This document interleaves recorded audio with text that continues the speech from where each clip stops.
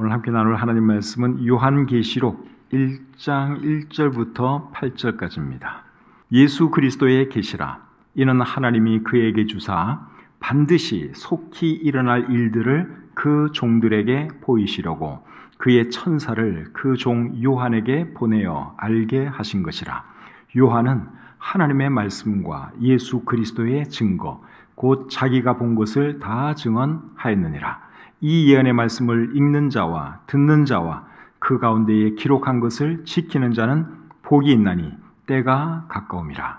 요한은 아시아에 있는 7 교회에 편지하노니 이제도 계시고 전에도 계셨고 장차 오실 이와 그의 보좌 앞에 있는 7 영과 또 충성된 증인으로 죽은 자들 가운데서 먼저 나시고 땅의 임금들의 머리가 되신 예수 그리스도로 말미암아 은혜와 평강이 너희에게 있기를 원하노라.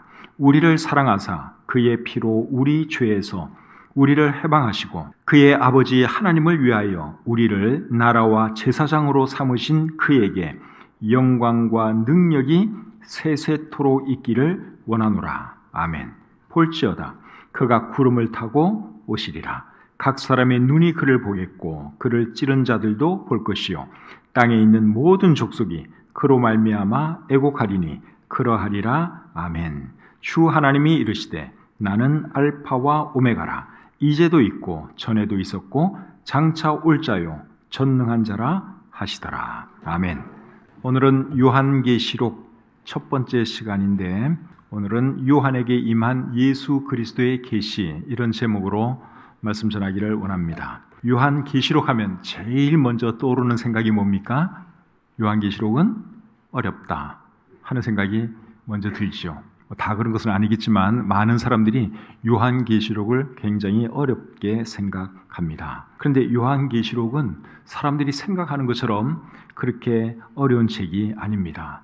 계시라는 말의 의미가 뭡니까? 계시는 드러낸다는 말이죠. 감추어졌던 것을 드러내 보여준다, 그런 말입니다. 요한계시록을 영어로는 Revelation 그렇게 말을 해요. Revelation. 이 말은 reveal, 드러낸다 하는 그 말에서 온 말입니다. 그러니까 감추어진 것을 이해하는 것은 어렵지만 드러난 것을 이해하는 것은 사실 그렇게 어려운 것이 아니죠. 그렇기 때문에 이 요한계시록이 사람들이 생각하는 것처럼 그렇게 어렵기만 한 책은 아니다 하는 거죠. 그런데도 사람들이 요한계시록을 어렵게 생각하는 이유가 뭘까요? 많은 사람들이 요한계시록을 어렵게 생각하고 있죠. 그 이유는 뭔가 하면 성경이 말하는 종말에 대해서 큰 그림을 못 보기 때문에 그렇습니다. 요한계시록은 세상 종말에 대해서 자세하게 우리에게 보여주는 책이에요. 근데 자세한 것을 보기 전에 큰 그림을 보지 못하면 그 자세한 것이 잘 이해가 안 됩니다. 그래서 요한계시록을 제대로 이해하려면 큰 그림을 먼저 볼 줄 알아야 하는 것이죠. 종말에 있을 일들, 그에 대한 큰 그림을 우리가 먼저 이해하고 나서 그 다음에 이제 자세하게 요한계시록을 들여다보면 이게 그런 말씀이구나, 그렇게 이해가 되는 것이죠. 그래서 저는 이 시간 먼저 종말에 대한 큰 그림부터 여러분들에게 좀 설명을 해 드리고자 합니다. 예수님의 초림 때부터 재림 때까지의 시기를 교회 시대라 그러죠. 지금 우리가 교회 시대를 살고 있습니다. 교회 시대는 예수님께서 다시 오시면 끝이 나는데, 예수님께서 다시 오실 때는 바로 지상으로 오시지 않고 먼저 공중으로 오시죠. 공중으로 예수님께서 오시는 것을 우리는 이제 공중재림이라 그러고, 또 지상으로 내려오는 것을 지상재림이라 그렇게 말을 합니다. 예수님께서 공중으로 재림하실 때 어떤 일이 일어나는가 하면 구원받은 성도들이 공중으로 들림받는 놀라운 일이 일어나죠. 그것을 우리는 이제 휴거라고 그럽니다. 휴거는 영어가 아니고 한자어입니다. 끌어올린다 하는 그러한 뜻이에요. 예수님의 공중재림과 휴거에 대해서는 데살로니가전서 4장 16절과 17절이 말을 해주고 있죠. 제가 한번 읽어드리겠습니다. 데살로니가전서 4장 16절 17절입니다. 주께서 호령과 천사장의 소리와 하나님의 나팔 소리로 친히 하늘로부터 강림하시리니 그리스도 안에서 죽은 자들이 먼저 일어나고 그 후에 우리 살아남은 자들도 그들과 함께 구름 속으로 끌어올려 공중에서 주를 영접하게 하시리니 그리하여 우리가 항상 주와 함께 있으리라. 자, 이 말씀을 보시면 예수님께서 공중으로 재림하시고 구원받은 성도들은 공중으로 끌어올려짐을 당한다, 그렇게 말씀을 하고 있죠. 여기 끌어올려, 이 말이 이제 휴거라는 말이에요. 끌어올림을 당한다 하는 의미가 휴거입니다. 그래서 예수님께서 공중으로 재림하실 때 휴거가 일어나고, 그리고 이 땅에서는 어떤 일이 일어나죠? 7년 대환란이 일어납니다. 7년 대환란에 대해서 예수님이 마태복음 24장 21절에서 이렇게 말씀을 하셨죠. 이는 그때에 큰 환란이 있겠습니다. 창세로부터 지금까지 이런 환란이 없었고 후에도 없으리라. 큰 환란이 일어날 것이라고 말씀을 하고 있어요. 그 전에도 없었고 앞으로도 없을 대단히 큰 환란이 일어날 것이다. 예수님께서 그렇게 말씀을 하셨습니다. 이 환란을 우리는 7년 대환란이라고 합니다. 7년이라고 하는 그 세월은 어디서 나왔느냐? 다니엘서 9장 27절에서 나왔어요. 지금은 안 찾을 거예요. 근데 이 말씀은 종말론과 관련해서 굉장히 중요한 말씀입니다. 다니엘서 9장 27절이 이제 거기서 7년이라고 하는 세월이 나오는데, 그 말씀에 대해서는 이제 다음에 또 기회가 있을 거라고 생각이 듭니다. 7년 대환란 기간은 전 3년 반과 후 3년 반으로 나누어져요. 3년 반은 몇 개월입니까? 42달이죠. 42달. 42달은 우리 요한계시록에도 그 기간이 나옵니다. 요한계시록 13장 5절 말씀을 제가 한번 읽어드리겠습니다. 또 짐승이 과장되고 신성모독을 말하는 입을 받고 또 42달 동안 일할 권세를 받으니라. 여기 42달이 나오죠. 이 42달이 7년 대환란기의 후 3년 반입니다. 그리고 여기 나오는 짐승은 적 그리스도를 말하는 것이죠. 7년 대환란이 끝나면 공중에 계신 예수님이 성도들과 함께 이 땅으로 내려오십니다. 그것은 요한계시록 19장에 기록되어 있습니다. 예수님께서 이 땅으로 내려오시면 이 땅에서 천년 왕국이 시작되는데, 천년 왕국에 대해서는 요한계시록 20장에 나옵니다. 그리고 천년 왕국이 끝나면 지금의 하늘과 땅은 사라지고 새 하늘과 새 땅이 열리면서 영원한 세계가 시작돼요. 거기에 대해서는 요한계시록 21장, 22장에 자세하게 기록되어 있습니다. 지금까지 제가 말씀드린 이것이 세상 끝날에 있을 일들에 대한 큰 그림이에요. 대충 이해는 되셨죠? 예수님이 공중에 재림하시고, 그리고 성도들이 들림받고 7년 대환란이 이 땅에서 진행되고 7년 뒤에 예수님과 성도들이 이 땅으로 내려와요. 그리고 이 땅에서는 천년왕국이 진행되고, 그리고 이제 천년왕국 기간이 끝나면 새 하늘과 새 땅이 펼쳐지면서 영원한 세계로 들어가게 된다 하는 것이 성경이 말하는 종말에 대한 큰 그림이라고 할 수 있습니다. 그래서 이 큰 그림을 생각하면서 여러분들이 요한계시록을 보면 이해하기가 참 쉽습니다. 그런데 종말에 대해서 다른 견해를 가지고 있는 사람들이 있어요. 다른 견해를 가지고 이 요한계시록을 보면 요한계시록이 굉장히 어려울 수밖에 없습니다. 이게 도대체 무슨 말인지 정말 어려워요. 근데 제가 말씀드린 이 큰 그림을 보면서 요한계시록을 보면 너무너무 쉬워요. 종말에 대해서 어떤 다른 견해들이 있는지 그걸 제가 좀 말씀드리겠습니다. 예수님의 공중재림과 지상재림을 한 사건으로 보는 견해가 있습니다. 다시 말씀드립니다. 예수님의 공중재림과 지상재림을 한 사건으로 보는 그런 견해가 있어요. 우리는 다른 사건으로 보죠. 일단 예수님이 공중으로 재림하시고, 그리고 7년 뒤에 예수님이 지상으로 재림하세요. 그것이 우리가 생각하는 예수님의 재림에 대한 개념이에요. 그런데 어떤 사람들은 예수님께서 공중으로 재림하시고 성도들이 들림받고 그리고 바로 예수님께서 지상으로 재림을 하세요. 그렇게 생각하는 사람들이 많이 있습니다. 이 견해를 가진 사람들은 이제 7년 대환란을 어떻게 생각하느냐? 이렇게 생각하면 7년 대환란이 없는 거예요. 7년 대환란이 없고 예수님께서 재림하시기 전에 큰 환란이 있고 그 환란에 모든 성도가 들어갈 수밖에 없습니다. 우리는 공중으로 예수님이 재림하실 때 공중으로 들림받기 때문에 그 환란에 안 들어가죠.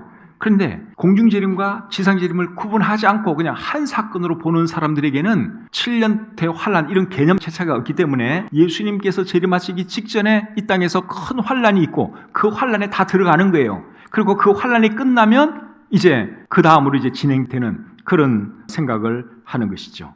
근데 성경을 잘 보면 구원받은 사람들은 예수님이 말씀하신 그 환난에 들어가지 않습니다. 자, 요한계시록 3장 10절을 보겠습니다. 네가 나의 인내의 말씀을 지켰은즉 내가 또한 너를 지켜 시험의 때를 면하게 하리니 이는 장차 온 세상에 임하여 땅에 거하는 자들을 시험할 때라. 자, 여기 보니까 온 세상에 임하여 땅에 거하는 자들을 시험할 때에 대해서 지금 말씀을 하고 있죠. 이때가 7년 대환란 때예요.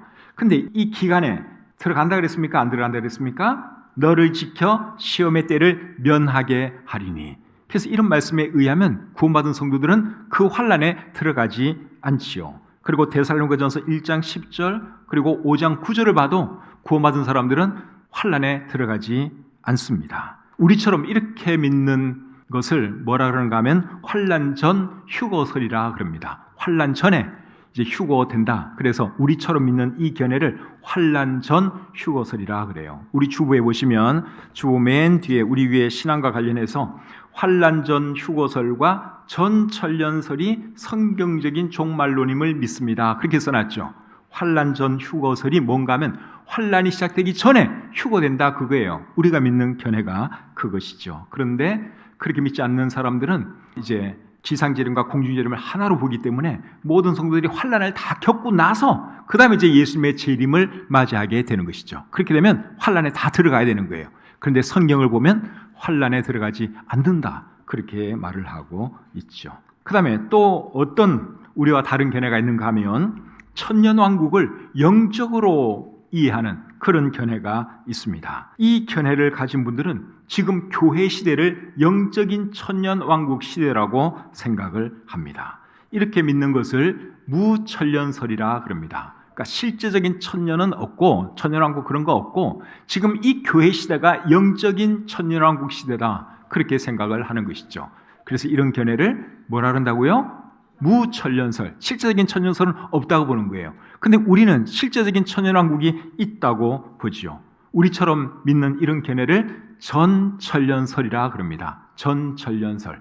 전천년설 이 말의 의미는 천년왕국 전에 예수님이 재림하신다 그런 뜻이에요. 전천년설이라고 하는 말의 의미는 천년왕국이 시작되기 전에 예수님이 오신다. 그것을 이제 전천년설이라고 합니다. 무천년설이 맞는지 전천년설이 맞는지 그거는 또 성경을 잘 봐야겠죠. 자, 성경을 제가 보여드릴 테니까 여러분들이 어느 것이 맞는지 한번 생각을 해보시기를 바랍니다. 요한계시록 20장 4절입니다. 또 내가 보좌들을 보니 거기에 앉은 자들이 있어 심판하는 권세를 받았더라. 또 내가 보니 예수를 증언함과 하나님의 말씀 때문에 목배임을 당한 자들의 영혼들과 또 짐승과 그의 우상에게 경배하지 아니하고 그들의 이마와 손에 그의 표를 받지 아니한 자들이 살아서 그리스도와 더불어 천년 동안 왕노릇하니. 자, 여기 보니까 그리스도와 더불어 천년 동안 왕노릇한다는 말이 나오지요. 이제 이 말에서 천년 왕국이라고 하는 그 말이 나온 겁니다. 근데 이 말씀을 잘 보면 천년 왕국이 시작되기 전에 어떤 일이 먼저 일어나야 되는가 하면 예수를 증언함과 하나님의 말씀 때문에 목배임을 당한 자들이 다시 살아나는 일이 먼저 일어나야 됩니다. 그 일이 있고 나서 그 다음에 이제 천년 동안 왕노릇 한다고 방금 읽은 이 말씀이 우리에게 말을 해주고 있죠. 여기 목배임 당한 이 사람들은 7년대 환란 기간 중에 순교당한 사람들이에요. 예수님께서 이 땅으로 내려오실 때 지상 재림하실 때 이제 7년 대환란 기간 중에 순교당한 사람들이 다시 다 살아나게 돼요. 그리고 나서 이제 무슨 일이 있느냐? 방금 읽은 이 말씀에 의하면 천년 왕국이 시작된다. 그렇게 말씀을 하고 있죠. 근데 여러분, 목배임을 당한 그런 사람들이, 복음 전하다가 목배임을 당한 사람들이 다시 살아난 일이 있었습니까? 없었습니까? 아직 없었잖아요. 아직 안 일어났죠, 그 일. 그러니까 천년 왕국은 아직도 미래의 일인 것을 우리가 알 수 있습니다. 지금이 만약에 이제 어떤 분들의 주장처럼 지금이 영적인 천년 왕국 시대라면 이런 일이 먼저 일어나야 돼요. 복음 전하다가 목배임 당한 사람들이 다시 살아나는 그런 일이 일어나야 되는데 그 일이 아직 안 일어났거든요. 그러니까 천년 왕국은 아직도 미래의 일이고 그리고 이제 실제적인 그런 천년 세월이 있다 하는 것이 우리가 믿는 믿음이죠. 그렇기 때문에 교회를 영적인 천년 왕국으로 보는 것은 잘못된 생각이다 하는 겁니다. 그리고 문자적인 천년왕국을 안 믿는 사람들은 이스라엘과 교회에 대한 생각도 우리와 다릅니다. 교회에 대한 생각이 우리와 달라요. 무천년설을 믿는 사람들은 교회와 이스라엘에 대한 생각이 우리와 다릅니다. 구약 성경에는 이스라엘이 나오고 신약 성경에는 교회가 나오죠. 우리는 이스라엘과 교회를 다른 것으로 봅니다. 이스라엘은 이스라엘이고 교회는 교회예요. 하나님께서 이스라엘에게 해주신 약속은 이스라엘, 아브라함 후손들에게, 육적인 후손들에게 결국 이루어 주실 것이고, 교회에게 하신 말씀은 또 교회를 통해서 이루어 주실 것을 믿지요. 그런데 무천년설을 믿는 사람들은 어떻게 생각하느냐? 구약의 이스라엘이 교회로 대체되었다고 생각을 하는 거예요. 이스라엘의 역사가 쭉 이렇게 흘러오다가 이제 신약 시대에 교회가 생겼죠. 이 신약 시대 교회가 이스라엘의 그것을 쭉 이어나가는 것을 보는 거예요. 이스라엘은 이제 없어지고, 그렇게 생각하는 것이 무천년주의를 믿는 사람들이 생각하는 내용입니다. 그러면은 이 두 중에서 어느 것이 맞느냐 하는 것이죠. 우리처럼 이스라엘과 교회를 분리해서 생각하는 것이 맞느냐? 우리는 이스라엘의 역사는 이스라엘대로 쭉 흘러가고 또 교회의 역사는 교회대로 이렇게 쭉 흘러가는 거예요. 근데 이 사람들은 그게 아니에요. 이스라엘의 역사가 쭉 흘러오다가 그 다음에 교회가 대체해서 이렇게 흘러가는 거예요.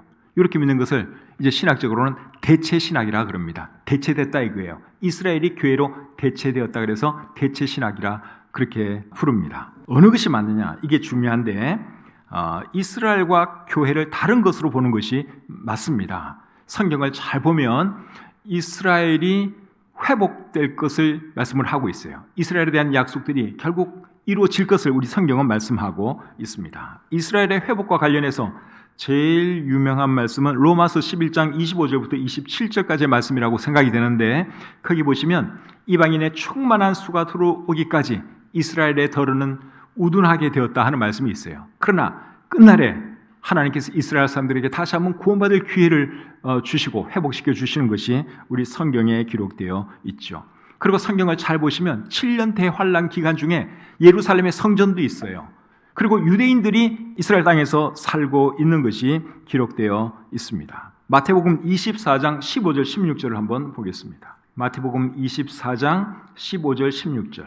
그러므로 너희가 선지자 다니엘이 말한 바 멸망에 가증한 것이 거룩한 곳에 선 것을 보거든 그때에 유대에 있는 자들은 산으로 도망갈지어다. 이게 보니까 거룩한 곳 이런 표현이 나오는데 이것은 성전을 말하는 것이죠. 그리고 그때에 유대에 있는 자들은 산으로 도망가야 된다 이런 말을 하고 있어요. 유대에 있는 사람들이 누굴까요? 이스라엘 사람들이겠죠. 그 다음에 20절 말씀을 보겠습니다. 너희가 도망하는 일이 겨울에나 안식일에 되지 않도록 기도하라. 안식일은 누가 지키는 거죠? 이스라엘 사람들이 지키는 거죠. 그러니까 이런 말씀을 보면 큰 환란이 있기 전에 예루살렘에는 성전도 있고 그리고 이스라엘 사람들이 이스라엘 땅에서 살고 있는 것을 우리가 알 수 있죠. 그 말씀 다음에 나오는 말씀이 예수님께서 말씀하신 큰 환란에 대한 말씀이에요. 이는 그때에 큰 환란이 있겠습니다. 그러니까 큰 환란, 7년 대환란이 있을 때 성전도 있어요. 유대인들도 예루살렘에서 살고 있어요. 이스라엘 나라가 이 땅에 존재하는 것이죠. 그렇기 때문에 이스라엘이 완전히 없어진 게 아니라는 것입니다. 그리고 중요한 것은 지금 이 땅에 이미 이스라엘이 있죠. 이런 거 보면 우리의 견해가 이게 맞는 거다 하는 것을 알 수가 있죠. 만약에 이스라엘이 영영 없어졌다면 그분들의 말도 상당히 일리 있는 것처럼 들릴 수는 있어요. 이스라엘이 없으니까, 어차피 없어졌으니까 이스라엘은 완전히 없어졌고 교회로 대체되었구나 그렇게 생각할 수 있어요. 그런데 지금 이스라엘이 이 땅에 있다고 하는 사실이에요. 그러니까 교회가 이스라엘을 대체하는 그런 것이 아니라 이스라엘은 이스라엘이에요. 한동안 망해서 없어지긴 했지만 그래도 이스라엘의 역사는 계속된 거예요. 지금도 있고 앞으로도 계속될 거예요. 그리고 교회는 또 교회로서 계속 존재하는 것이고, 그래서 이스라엘과 교회를 같이 보면 안 되고 이거는 다른 거다. 하나님께서 이스라엘에게 하신 약속은 이스라엘에게 반드시 이루어 주신다 하는 것을 우리가 알아야 하죠. 성경에 보면 하나님께서 아브라함에게 땅에 대해서 여러 가지 많은 말씀들을 해주셨는데 하나님께서 말씀하신 그 넓이만큼 이스라엘이 가진 적이 없어요. 그럼 하나님 말씀이 안 이루어졌느냐? 아니에요. 미래에 이루어질 거예요. 천년왕국 때. 그래서 이스라엘에게 하신 약속 중에서 안 이루어진 것은 결국 천년왕국에 가서 이루어진다 하는 것을 우리가 그렇게 이해하면 되겠습니다. 자, 이제 오늘 본문 내용을 보도록 하겠습니다. 1절, 2절입니다. 예수 그리스도의 계시라. 이는 하나님이 그에게 주사 반드시 속히 일어날 일들을 그 종들에게 보이시려고 그의 천사를 그 종 요한에게 보내어 알게 하신 것이라. 요한은 하나님의 말씀과 예수 그리스도의 증거 곧 자기가 본 것을 다 증언하였느니라. 요한계시록의 기록자가 누구인지를 말하는 내용이죠. 이 말씀에 의하면 요한계시록의 기록자는 누굽니까? 요한이죠. 요한 중에서도 침례 요한이 아니라 사도 요한입니다. 사도 요한이 요한계시록을 기록했습니다. 요한은 누구로부터 계시를 받았어요? 예수님으로부터 계시를 받았죠. 그리고 예수님은 하나님으로부터 계시를 받았다고 이 말씀이 우리에게 해주고 있습니다. 1절 말씀을 우리말 성경으로 제가 한번 읽어드리겠습니다. 예수 그리스도의 계시입니다. 이것은 반드시 곧 일어날 일들을 자기의 종들에게 보여주시려고 하나님께서 그리스도에게 주신 것입니다. 그리스도께서는 그분의 천사를 통해 자기의 종 요한에게 이것을 나타내 주셨습니다. 하나님께서 예수님에게 계시를 주시고 예수님께서 요한에게 계시를 보여주셔서 요한이 이 요한계시록을 기록하게 되었다 하는 것이죠. 요한에게 계시를 보여주신 이유가 뭡니까? 1절에 보시면 반드시 속히 일어날 일들을 그 종들에게 보이시려고 요한에게 계시를 보여주셨다. 그렇게 말씀하고 있죠. 그 종들은 누굴까요? 예수님 믿는 사람들, 요한계시록 읽을 사람들을 말하는 것이고, 그리고 반드시 속히 일어날 일들은 뭐겠습니까? 세상 끝날에 일어날 일들. 다시 말하면 휴거와 7년 대환란과 예수님의 지상재림과 천연왕국과 그 후의 모든 일들을 말하는 것이죠. 자, 3절 말씀 보겠습니다. 이 예언의 말씀을 읽는 자와 듣는 자와 그 가운데 기록한 것을 지키는 자는 복이 있나니 때가 가까움이라. 이 예언의 말씀이 뭘까요? 요한계시록. 이 말씀을 읽는 자와 듣는 자와 그 가운데 기록한 것을 지키는 자는 뭐가 있다고요? 복이 있다고 말씀하고 있습니다. 그러니까 이런 말씀을 봐도 요한계시록은 사실 어려운 책이 아니라는 거죠. 얼마든지 이해할 수 있는 책이니까 이 말씀을 읽고 지키고 그렇게 하라고 말씀하고 있죠. 여기 읽는 자는 그냥 우리가 집에서 지금 요한계시록 다 읽고 계시는데 그 읽는 자를 말하는 게 아니라 원래 의미는 옛날에는 인쇄술이 발달되지 않아서 우리처럼 이렇게 성경을 다 가지고 있지 않았어요. 회당에 그냥 하나 정도 있을 뿐이었어요. 그럼 이제 회당에서 누군가가 이 사도 요한이 쓴 요한계시록 두루마리 책을 쫙 펴서 이제 큰 소리로 읽는 거죠. 그럼 회당에 앉아있는 사람들이 그걸 다 듣겠죠? 그게 이제 여기 말하는 읽는 자고 듣는 자입니다. 그래서 오늘날에도 성경은 읽고 듣는 것으로 그치면 안 되고 그것을 어떻게 해야 되는 거예요? 지켜야죠. 지킨다는 말은 우리 마음에 새기고 그리고 그것을 실천한다, 그러한 뜻입니다. 야고보서 1장 22절에 보면 너희는 말씀을 행하는 자가 되고 듣기만 하여 자신을 속이는 자가 되지 말라, 그렇게 말씀을 하고 있어요. 그래서 여러분들이 성경이든지 성경을 근거한 설교든지 듣거나 읽을 때는 여러분 꼭 그것을 실천할 목적으로 하시길 바랍니다. 그저 호기심 채우는 목적으로 읽지 마시고 그냥 일독해야 되니까 의무감으로 읽지 마시고 내가 이 말씀대로 살아야지, 그런 마음으로 성경을 읽고 또 설교도 듣고 그렇게 하셨으면 좋겠습니다. 4절 5절 보겠습니다. 4절 5절. 요한은 아시아에 있는 7 교회에 편지하노니 이제도 계시고 전에도 계셨고 장차 오실 이와 그의 보좌 앞에 있는 7 영과 또 충성된 증인으로 죽은 자들 가운데서 먼저 나시고 땅의 임금들의 머리가 되신 예수 그리스도로 말미암아 은혜와 평강이 너희에게 있기를 원하노라. 요한이 요한계시록의 수신자들에게 인사하는 내용이죠. 요한계시록의 수신자는 누굽니까? 요한계시록의 수신자는 아시아에 있는 7 교회, 아시아에 있는 7 교회에게 이 편지를 쓰는 거예요. 요한계시록의 첫 번째 수신자는 아시아에 있는 7 교회다 하는 것을 우리가 알아야 하죠. 여기서 말하는 아시아는 지금 우리나라가 있는 아시아를 말하는 것이 아니라 옛날에는 터키, 튀르키예 서부 지역을 옛날 로마 시대 때는 아시아라 그랬어요. 그래서 그 지역에 있는 7 교회가 요한계시록의 첫 번째 수신자다 하는 것이죠. 그 수신자들에게 사도 요한이 요한계시록을 기록하면서 인사를 하는데 뭐라고 인사했어요? 은혜와 평강이 너희에게 있기를 원하노라, 그렇게 인사했죠. 이 인사는 여러분들 많이 들은 인사죠? 은혜와 평강이 너희에게 있기를 원하노라. 사도 바울이 편지 쓸 때마다 늘 했던 인사가 바로 이 인사죠. 근데 요한도 똑같은 인사를 하고 있어요. 은혜와 평강이 너에게 있기를 원하노라. 인사 중에 제일 좋은 인사가 저는 이 인사라고 생각합니다. 하나님의 은혜와 평강보다 더 좋은 것이 여러분 세상에 어디에 있겠어요? 그래서 우리도 한 번씩 하나님의 은혜와 평강을 빕니다. 이렇게 인사를 하는 것이죠. 근데 여러분, 은혜와 평강이 있기를 원한다 그랬는데 이 은혜와 평강이 누구로부터 말미암은 은혜와 평강이에요? 그 은혜와 평강 앞에 어떤 말이 있죠? 예수 그리스도로 말미암아 은혜와 평강이 너에게 있기를 원하노라. 그렇게 돼 있죠. 그래서 누구로부터 말미암은 은혜와 평강하면 그리스도로 말미암은 은혜와 평강이에요. 그런데 그 앞의 내용을 보시면요, 두 주체가 더 나와요. 예수님 말고 다른 주체가 또 있어요. 제가 사절 말씀을 다시 한번 읽어 드릴 테니까 잘 한번 보세요. 그리고 제가 중간중간에 콤마를 치라 그럴 거예요. 콤마를 쳐서 읽으면 여러분들이 이 말씀을 훨씬 더 이해하기가 좋습니다. 자, 4절 제가 다시 한번 읽겠습니다. 요한은 아시아에 있는 7 교회에 편지하노니 이제도 계시고 전에도 계셨고 장차 오실 이와, 여기다가 콤마를 한번 치는 거예요. 장차 오실 이와, 거기 한번 끊어주는 거예요. 콤마를 치시고 그 다음에 계속해서 그의 보좌 앞에 있는 7 영과, 여기도 콤마를 찍어야 돼요.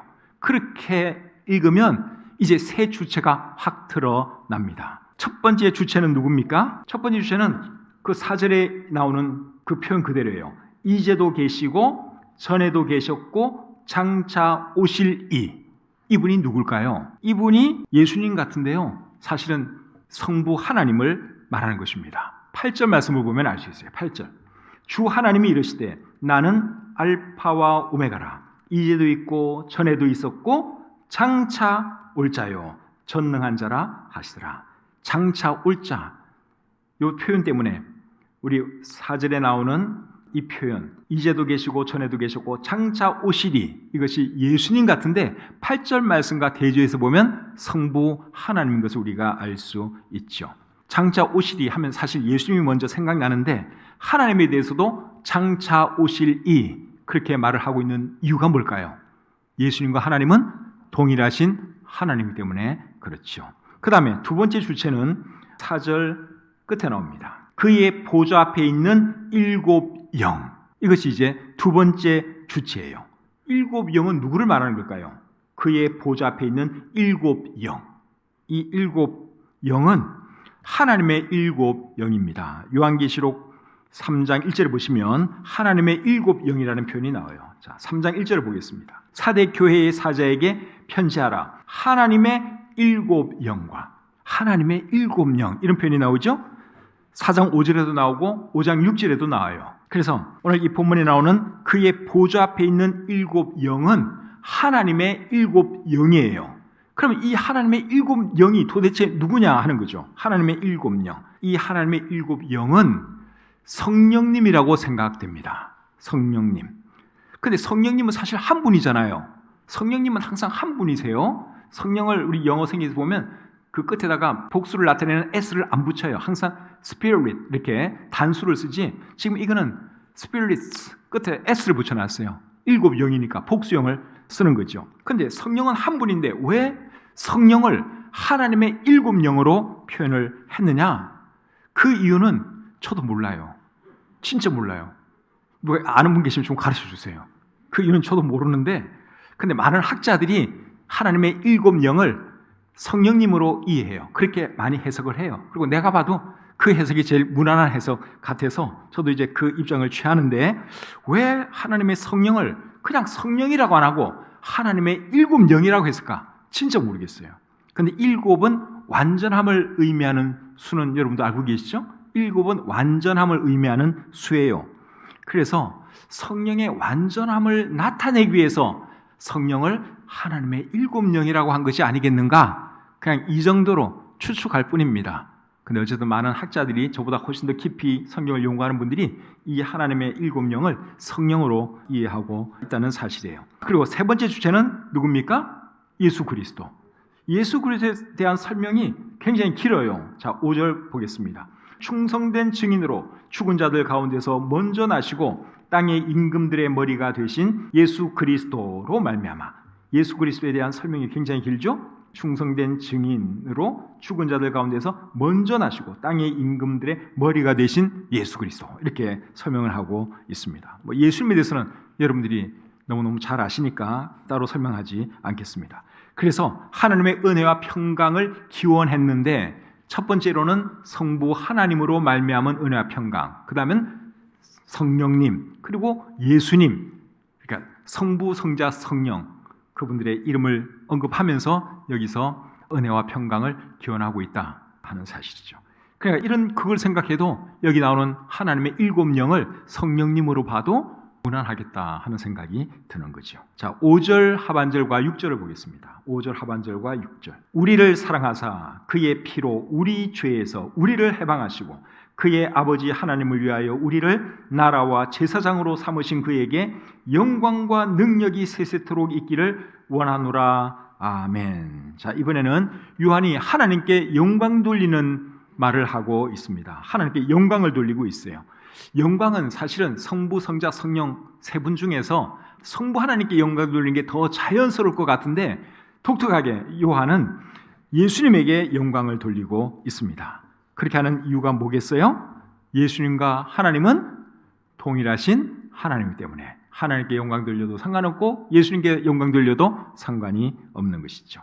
자, 7절입니다. 7절. 볼지어다 그가 구름을 타고 오시리라. 각 사람의 눈이 그를 보겠고 그를 찌른 자들도 볼 것이요 땅에 있는 모든 족속이 그로 말미암아 애곡하리라. 그러하리라. 아멘. 자, 예수님의 재림에 대한 말씀을 하고 있는데, 이 말씀은 예수님의 공중재림에 대한 말씀 같습니까? 지상재림에 대한 말씀 같습니까? 지상재림 같죠? 지상재림이에요. 지상재림. 마태복음 24장 30절 말씀하고 비슷하거든요. 자, 그 말씀을 한번 보겠습니다. 마태복음 24장 30절. 그때에 인자의 징조가 하늘에서 보이겠고 그때에 땅의 모든 족속들이 통곡하며 그들이 인자가 구름을 타고 능력과 큰 영광으로 오는 것을 보리라. 이 말씀하고 오늘 보면 7절 말씀하고 비슷하죠. 통곡한다는 말도 나오고 구름 타고 온다는 말씀도 나오고, 그래서 7절 말씀은 예수님의 지상 재림에 대한 말씀이에요. 요한계시록의 서두에서, 지금 오늘 이 본문은 요한계시록의 서두죠. 서두에서 예수님의 지상 재림을 갑자기 언급하는 이유가 뭘까요? 1절 말씀에 의하면 요한계시록은 반드시 속히 일어날 일들에 대한 말씀이에요. 반드시 속히 일어날 일들 중에서 제일 중요한 핵심이 되는 일은 뭘까요? 여러 가지 일이 많이 일어나죠. 종말에 휴거도 일어나고 7년 대환란도 일어나고 많이 일어나요. 그 중에서 가장 핵심이 되는 사건, 그게 뭡니까? 예수님의 지상재림이에요. 그래서 제일 중요한 사건을 이제 서두에서 다 얘기를 하는 것이죠. 그래서 이제 7절에서는 예수님의 지상재림에 대한 말씀을 한번 하고 있다. 여러분들이 그렇게 이해를 하시면 되겠습니다. 이 세상 되어가는 것을 볼 때 우리 예수님께서 다시 오실 날이 멀지 않은 것 같아요. 그렇게 생각하는 이유는 이스라엘이 이미 회복되어서 이 땅 위에 있다고 하는 겁니다. 그리고 7년 대환란 때 일어날 일들이 세계 곳곳에서 이미 일어나고 있다고 하는 사실이에요. 마태복음 24장 7절과 8절 말씀을 한번 보겠습니다. 민족이 민족을, 나라가 나라를 대적하여 일어나겠고 곳곳에 기근과 지진이 있으리니 이 모든 것은 재난의 시작이니라. 재난의 시작이니라. 7년 대환란이 시작되면 이제 이런 일들이 일어난다는 말인데, 이미 이런 일들이 서서히 일어나기 시작했다고 하는 사실이에요. 민족이 민족을, 나라가 나라를 대적해서 일어나고 곳곳에 기근과 전쟁이 일어나고, 그리고 기후 온난화로 인한 여러 가지 이상한 일들이 많이 일어나고 있고 전염병도 있고, 이런 모든 것들을 볼 때 우리 주님께서 오실 날이 멀지 않았구나 하는 것을 우리가 알 수 있는 것이죠. 만약에 예수님이 오늘이나 내일 오신다면 여러분들은 공중으로 들림받을 확신이 있으십니까? 그게 있어야 돼요. 그게 만약에 예수님은 오시는데 내가 만약에 구원받지 못해서 주님 앞에 서지 못한다면, 공중으로 들림받지 못한다면 그것처럼 비극이 어디에 있겠어요? 그래서 나는 정말 구원받은 사람인가 한번 점검 잘 해보시길 바라고, 그리고 늘 구원의 확신을 가지고 다시 오실 우리 주님 바라보며 살아가는 저와 여러분들이 되시기를 우리 주님의 이름으로 축복합니다.